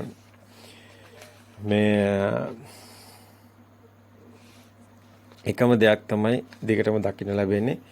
ඉතින් සතර සතිපට්ඨානයේ ඒ වගේම පංච ඉන්ද්‍රිය ධර්ම, පංච බල ධර්ම, සත්ව බොජ්ජංග ධර්ම, ආරෂ්ඨාංග මාර්ගයේ ඒ සත්‍විස් බෝධිපාශික ධර්ම වලට අයිති කොටස් ටික. එතකොට ඒ කියන්නේ මේ කතාවම තමයි. ඉතින් දැන් ගොඩක් අයට තියෙන ප්‍රශ්නයක් තමයි මේ 이르දි ගැන. අපිට ලොකුවට කියන්න ඕන කමක් තිබුණා ඔබට මෙන්න මේ 이르දි ගැන. මේ ගැන අපි ඔබට මීට කලින් අවස්ථා කීපයකදී ඔබට ඇහෙන්නේ නැති සමහර විට දේශනා කීපයකම තියෙනවා මේ 이르දි ගැන. මේ 이르දි කියන ඒවා ඔබ හිතන තරම් ඔබ ඔබ ඔය ධර්මයේ තුල ඔබ මේ තක්වා ඔබ විශ්වාස කරන ඔබ පිළිගත් සම්මතය තුල තියෙන පොත්පත් වල ලියවිලා තියෙන ඒවට එහා ගිය මහා ගැඹුරු දෙයක් අපි ඔබට කියන්න යන බොහොම සරල දෙයක්. මේ ඔබට ප්‍රත්‍යක්ෂ වෙනවා. මේ මාර්ගයේ යනවනම් ඔබට ඊගාවට මේව දකින්න ලැබෙනවා. ඔබේ සිතින්ම දකින්න ලැබෙනවා. විශාල කතාවක්. අපි ඒවා තමයි පෙන්වන්නේ ඔබට ඔය ආර්ය දේශනා කියලා කොටසක්. ආර්ය දේශනා කියන කොටස ඉදිරිපත් කරන්න හේතුව තමයි මේ සම්මතයේ සුළු සම්පූර්ණ තියෙන ඒවා එතන නැහැ. මොකද ආර්යවරුන්ට පමණක් මේ දේශනා කියලා අපි ඒවා ඉදිරිපත් කරන්න හේතුවකුත් තියෙනවා. ඒවා ආර්ය භූමියට පමණයි වැදගත් වෙන්නේ. ලෞකික භූමියේ ඒවා නිකන් හීන කරගෙන තියෙන්නේ. මායා කරගෙන. මැජික් කරගෙන තියෙන්නේ. මේ ධර්මයේ තුල කිසිම මැජික් එකක් නැහැ. අන්නේ කිසිම මැජික් එකක් නැහැ. මේ ප්‍රත්‍යක්ෂතාවය තුල ඔබට දැනෙන එකක්. ඔබටම ප්‍රත්‍යක්ෂ වෙන එකක්. මේ 이르දි. ඉතින් 이르දි කියනකොට ගොඩක් වැදගත් වෙන්නේ සතර 이르දිපාදත් ඒ වගේම වැදගත් වෙනවා. ඒවා දේශනා කරලා තියෙන සූත්‍රත් එහෙමනම් ඔබ හොඳින් දකින්න ඕනේ. සංයුත්ත නිකායේ මහා වග්ගයේ මේ පස්වෙනි කොටසේ සූත්‍ර ගානක් තියෙනවා. අපාර ආර්ය සූත්‍රය, නිබ්බිදා සූත්‍රය, ප්‍රදේශ බික්කු සූත්‍රය, අරහත් සූත්‍රය, ඥාන සූත්‍රය, චේතී සූත්‍රය. මේ සූත්‍රات එක්කලා ඔබට හේතු සංයුත්තයට එනවා. ඒ හේතු සංයුත්තයට ආවම ඔබ එතන එනවා. සංයුත්ත නිකාය පස්වෙනි කාණ්ඩය අපි මේ කතා කරන්නේ. බුද්ධ ජයන්ති ත්‍රිපිටක ගැන කියනවා නම් මේක එන්නේ බුද්ධ ජයන්ති ත්‍රිපිටක මාලාවේ 17 වෙනි කොටසේ පොතේ ඉන්නේ. ඉතින් මේ පොත්වල තියෙනවනේ ගොඩාක් අය ප්‍රශ්න කරගෙන තියෙන ඒවා තමයි ගොඩක් අයට තියෙන මේ පොත්වල තියෙන කාරණා තමයි නිවන් දකින්න බැරි වෙන හේතු වෙලා තියෙන මේවා ගැන හිතන්න ගිහින්. මේව මට බැරි වෙයි, 이르දි මේ ආත්මේ ලබන්න බැරි වෙයි. මේක මේ ආත්මේ මේ අපි ඔබට ගොඩාක් දේවල් කියලා තියෙනවා. අපි සතුටුයි ඇත්තටම මෙතනින් එහාට කතා කරන දේවල් වෙනින් දවසකදී කතා කරන්නේ. මොකද මේ දේවල් දැන් මේ පැහැදිලි කරපු මාර්ගයේ ඔබ නැත්තම් ගලප ගන්න බැරි වෙයි ඔබට. මේ 이르දි ගැන කතා කරන ටික වෙනස්ම කතාවක්. මේ 이르දි ගැන කතා කරන ඒවා ඒ වගේම මේක තුල ඔබට මේ බුද්ධ ස්වභාවයේ මේවා ගොඩාක් දේවල් තියෙන ඒවා සම්මතේ නැති ඒවා. සම්මතය තුළ ඒවට වෙනින් විග්‍රහයන් දීලා තියෙන්නේ. සම්මුතිය තුළ. නමුත් ඔබ මේ අපි මේවා දිගින් දිගට පැහැදිලි කරගෙන ඇවිල්ලා තිනවා. ඔබට මේ අහන්න ලැබෙයි. මේ අහසේ පාවෙනවා වගේ අනේවා මේ කතාවල ටිකක් ඔබට කියන්නත් හේතු තියෙනවා. ඉතින් මේ ගොඩක් අයට මේ කුතුහලයේ තියෙන නිසා කියන්නත් ඕනි. මේ එක සූත්‍රයක් පැහැදිලි කරත් ඔබට ගොඩක් දේවල් පැහැදිලි වෙයි. ටිකක් දීර්ඝයි මේ එක සූත්‍රයක් කතා කරන්න ගියත්. තවත් පැයකට වැඩි කාලයක් යන්න ඉඩ තියෙනවා. ඒක නිසා අපි ඔබ අහන්න අනිවාර්යයෙන්ම අපි ඉදිරිපත් කරන්න. මේ දේශනාව ඊටාම වෙනස් ස්වභාවයක් ඔබට දැනේ, ප්‍රායෝගික ස්වභාවයක් දැනේ, ප්‍රත්‍යක්ෂ වෙයි. මේ ප්‍රත්‍යක්ෂ ගමනක් ඔබට දැනේ. මේ ටික සේරම ඇහෙනකොට. අපි ඊගාව දිනේට තියමු එහෙමනම්. හැමෝම මේ මාර්ගය නිවැරදිව දකින්න. බය නැතුව ඔබ සිත දකින්න, සිතින් මෙතන ගමන යන්න. ඒ ශුන්‍යතාවය තුළ කෙලස් යනවා. හැබැයි සිත දකින්න ඕනි. සිත සත්‍ය පෙන මිදි යනකොට ඔබට ඊගාවට සිද්ධ වෙන දේ තමයි අපි මේ 이르දි වල පෙන්වන්න යන්නේ. ඒ දිබ්බසෝච ඥානෙ කියන ඒවා මේවා සේරම මොනවද කියන එක ඔබ මේ සිත මිදෙනකොට ඔබට පේන්න ගන්නවා. ඒ ඥාන ඔබට සකස් වෙනවා. ඔබට බය නැතුව කියනවා අභිඥා ඔබට සකස් වෙනවා. ඒ ඥාන ඔබට සකස් වෙනවා. ආසවක්ඛ්‍යා ඥානෙ නැත්තම් එන්නේ පුබ්බේනවස ඥානෙ, චතුප්පා ඥානෙ, ආසවක්ඛ්‍යා ඥානෙ විතරක් නෙමෙයි. අනිත් ඥාන ටිකක් එනවා ඔබට. ඒ සියල්ල සකස් වෙන හැටි තමයි අපි ඔබට පෙන්වන්න යන්නේ. ඒක ටිකක් ගැඹුරුයි. ඒ වගේම සම්මුතියට පටහැනි. ඒක නිසා බොහොම පරිස්සමින් අහන්න ඕනි. ප්‍රත්‍යක්ෂතාවය තුළ ඉදිරිපත් කරන සමහර කාරණා ගොඩාක් අයට ගැටෙනවා. මොකද හේතුව එයාට ප්‍රත්‍යක්ෂ නැති නිසා.